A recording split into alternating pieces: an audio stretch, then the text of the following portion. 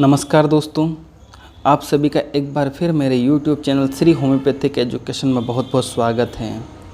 हर video की तरह इस वीडियो में भी हम होम्योपैथी से रिलेटेड मेडिसिन और जो बीमारियां होती हैं हमारे शरीर में, क्योंकि आजकल हम देखते हैं खान पान, रहन सहन, लाइफ स्टाइल के कारण बहुत सारी ऐसी बीमारियां हैं जो एलोपैथी से सिर्फ रुक सकती हैं, वो ठीक नहीं हो सकती।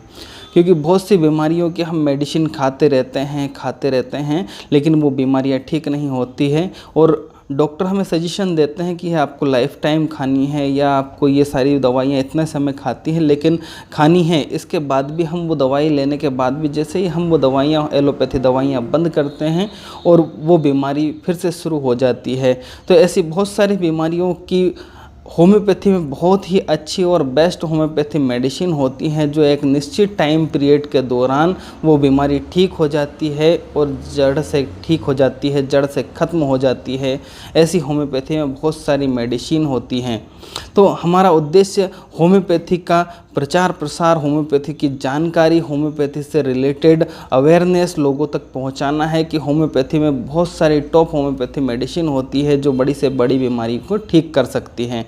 तो ऐसी ही एक डिसीज़ के ऊपर आज हम बात करेंगे, एड़ी का दर्द यानी कि हील स्पर। बहुत ही कॉमन डिसीज़ है जिसे हम हील स्पर, कैलकेनियल स्पर या एड़ी का दर्द, इन सब नामों से हम ऐसी ही डिसीज़ के बारे में आज हम बात करेंगे। हील स्पर यानी कि एड़ी का दर्द, जिसे कैलकेनियल स्पर भी बोला जाता है।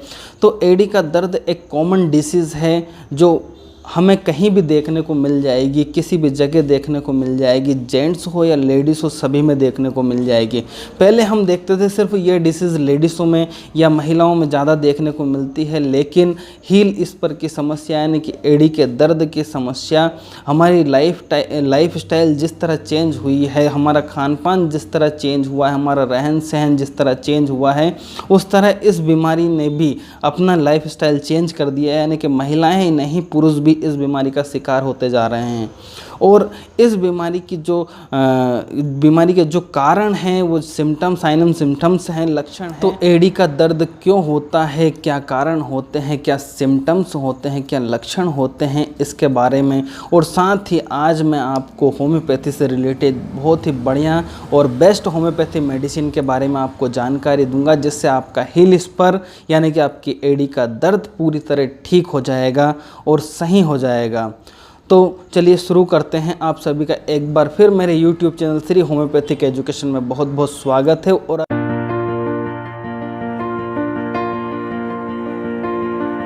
अभी तक आपने मेरा ये चैनल पहली बार देख रहे हैं या आप नए हैं या किसी के माध्यम से मेरा ये वीडियो आप तक पहुंचा है तो प्लीज़ मेरे इस YouTube चैनल को सब्सक्राइब कीजिए, लाइक कीजिए और शेयर कीजिए ज़्यादा से ज़्यादा लोगों तक के, ताकि इस तरह की अवेयरनेस और होम्योपैथी से रिलेटेड, डिसीज़ से रिलेटेड जानकारियाँ लोगों तक पहुंच सकें। और अभी तक आपने बेल आइकन प्रेस नहीं किया है तो बेल आइकन प्रेस कीजिए ताकि मेरे नेक्स्ट वीडियो के नोटिफिकेशन आप तक पहुँचते रहें, मिलते रहें। हील स्पर यानी कि एड़ी का दर्द क्या होता है, इसके क्या कारण है, उसके बारे में आपसे मैं बात करता हूं।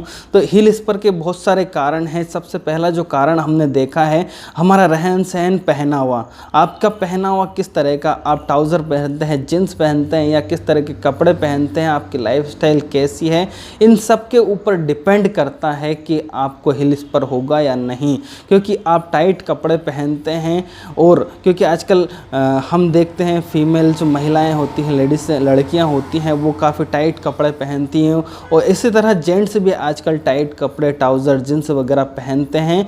और उसके कारण उनकी जो कमर से जो नीचे साइटिक नर्व जाती है या बहुत सारी नसें जाती हैं, मांसपेशियां होती हैं, हड्डियां होती हैं, उनको कंप्लीट ऑक्सीजन और उनका जो ब्लड सप्लाई उनको सही चाहिए होता है और वो ब्लड सर्कुलेशन सही नहीं होता है, क्योंकि टाइट कपड़े पहनने के कारण उनको, उन नसों को, उन मांसपेशियों को, हड्डियों को ऑक्सीजन नहीं मिल पाती है। उस कारण से भी एक हील। आप जूते, सैंडल्स किस प्रकार के पहनते हैं?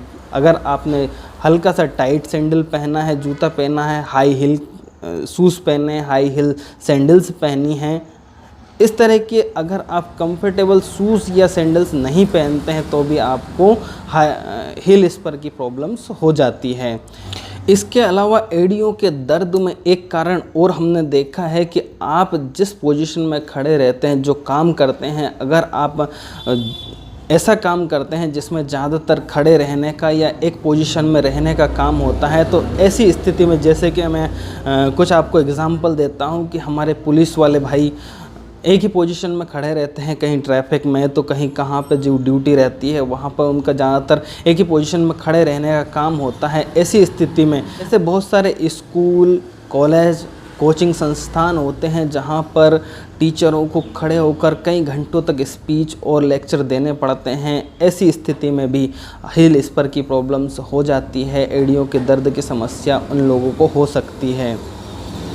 हमने देखा कि आप स्पोर्ट्समैन हैं या किसी प्रकार की स्पोर्ट्स एक्टिविटी रनिंग वगैरह करते हैं, अगर आप नंगे पैर रनिंग वगैरह करते हैं, आपको हील के ऊपर, आपकी एड़ी के ऊपर कुछ मोटा कंकड़ या पत्थर मुड़ जाता है, उस कंडीशन में भी आपको हील स्पर की समस्या हो सकती है।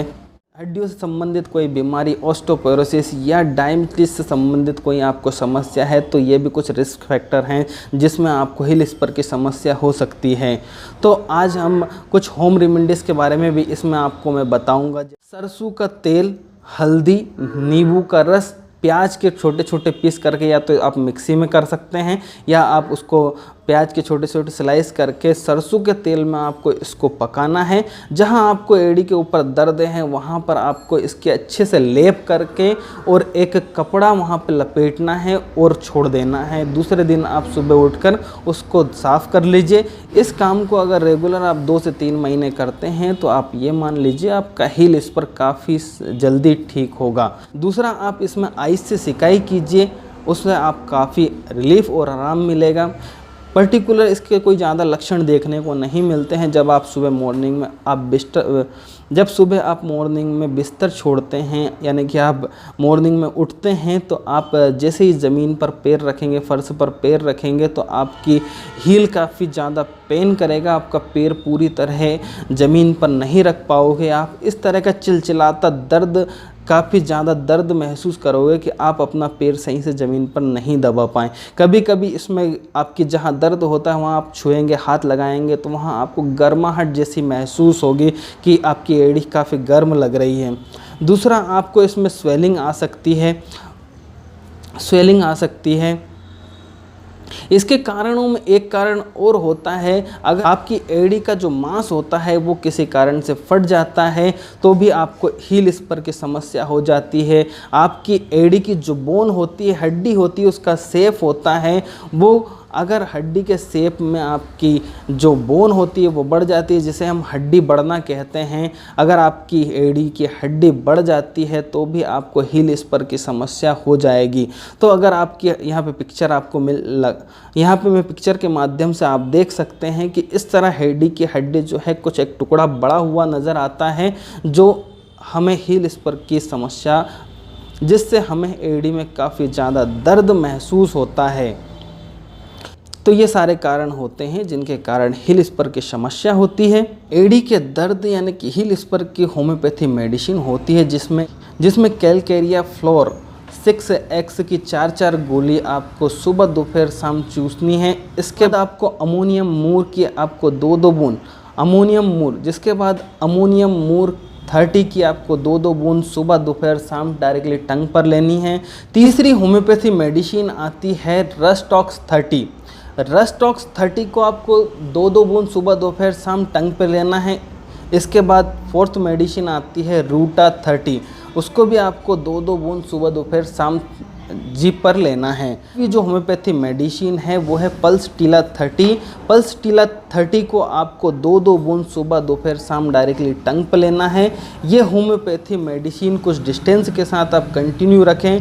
3 से 6 मंथ आप अगर कंटिन्यू रखते हैं तो आपका हील स्पर किसी भी प्रकार का हो। कैसा लगा? अगर अच्छा लगा हो तो लाइक ज़रूर करें, शेयर करें, सब्सक्राइब अभी तक आपने नहीं किया है तो इसे सब्सक्राइब करें, शेयर करें और बेल आइकन प्रेस ज़रूर करें ताकि मेरे नेक्स्ट वीडियो के नोटिफिकेशन आपको मिलते रहें। जय हिंद, जय भारत, वंदे मातरम दोस्तों।